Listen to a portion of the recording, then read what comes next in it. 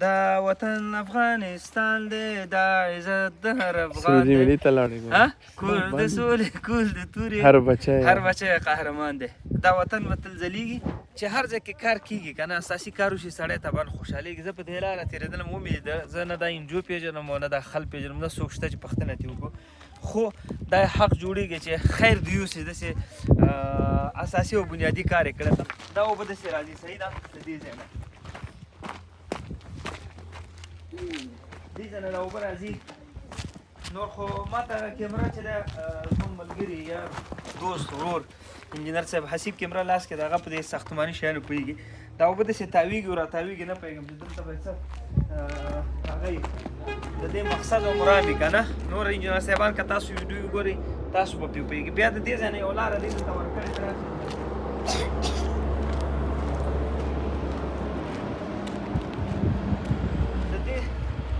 دې ځای نه دا لاره داسې راغلې ده تقریبا 100 پایپونه دلته دي 4 پایپه دي صحیح ده دا لاندې حوض ته تللي دي دلته ګورئ لاندې هغه ځای کې وینئ دلته تللي چې دا حوض ډک شي یو لاره انجینر صاحب دا ده صحیح ده یو لاره هغسې م ځو هغه لاره م ورته ښیو بیا انجینر صاحب هغسې ځو ګوره یو حوض دا دی دنه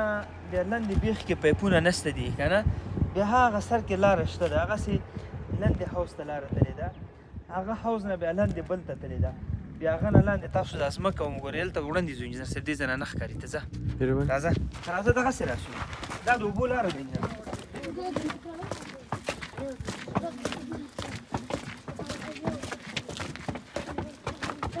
انجینر صاحب دا حوض به څومره په څومره کېږي دا شپېته په دېرشو کې ده شپېته په دېرشو کې به وي که نه ښه حوض دی یو لاره ګوره انجینر صاحب هغه مستقیما د هغې دې ځای ته راغلی که نه ته دې خوا راسه هلته لاندې هم پایپونه لري ګوره بیا یو لاره داسې راغلی ده هغلته پایپونه پورې خیستلي صحیح ده او مستقیما د بره د اوبو نه دا لاره هم شته داسې هم راغلې ده او دې طرف ته هم تللې ده بیا دا ساحه به یې ټوله وګورو ګوره د هغې حوض نه دلته هغه دی والونه هم شته نه ستاسې ښکاري دا هغې نه بیا دې ته راغلې ده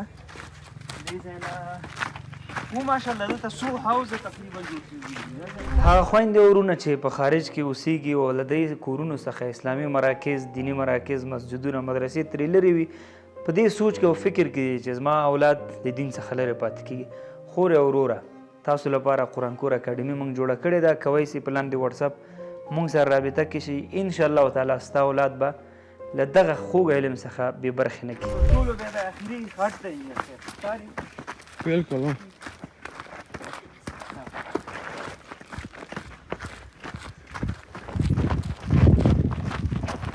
دا بیا بل حوض دی او ورسره دا وي هله لاندې پرېوتی دی دې حوض نه هاخوا ته هم لاره پرېوتې ده ماشاءالله ګوره نتیجه د دغه څو حوضونو که نه دلته دا اوبه جمع کېږي او هغې ځای نه مستقیما بیا داسې دا یاله ورته تېره سوې ده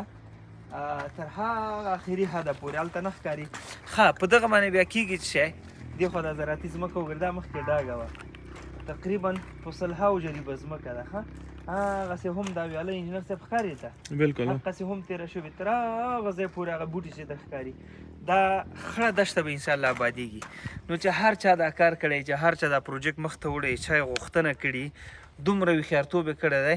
نو الله دې ورته خیر و برکت ورکړي چا منډه وهلې چا امپلیمنټ کړي زړه د صدقه پکې کار کړی نو دغه خړې دشتې انشاءالله بل پیره چې راځو خدای تعالی دلته اوبه پیدا کړي دا به څه زرغونه به وي د دغه منطقې خلک چې دلته اوسېږي نور زراعتي ځمکې دلته ډېرې کمې دي خو تاسو دا وګورئ دا هر څه د علم د ساینس او حتی هغه د ټکنالوژۍ برکت دی چې نن سبا خړې دشته به انشاءالله شنې کېږي او بل د امن برکت دی چې الله تعالی زموږ متاسو ملک کې امن راوستی دی هغې نتیجه دا شوه چې آبادۍ کارونه به هلته کېږي پروژې به راځي هغه به هلته امپلیمنټ کېږي تطبیقېږي به انشاءالله نتیجه به بیا دغسې چې دا خړې دشته به زموږ ستاسو څه کېږي زرغونېږي آبادېږي به نو خوشحاله شو واقعا دغسې پروژې د تمجید وړ دي چې باید موږ یې تمجید کړو او تشکري ترې وکړو خصوصا د مرسته کوونکو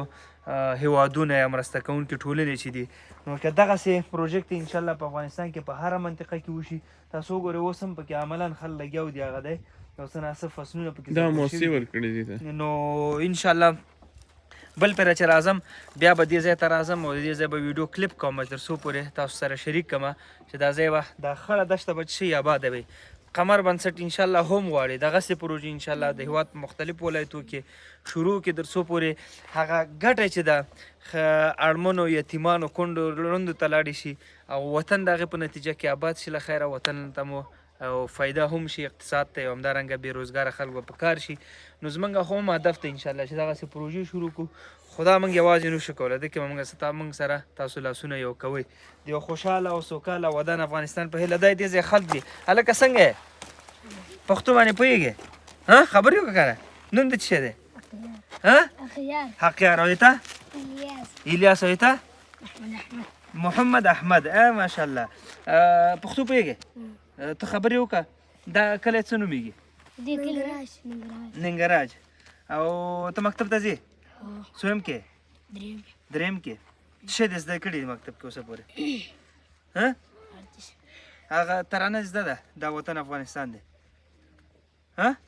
ته ووایه ووایه که نه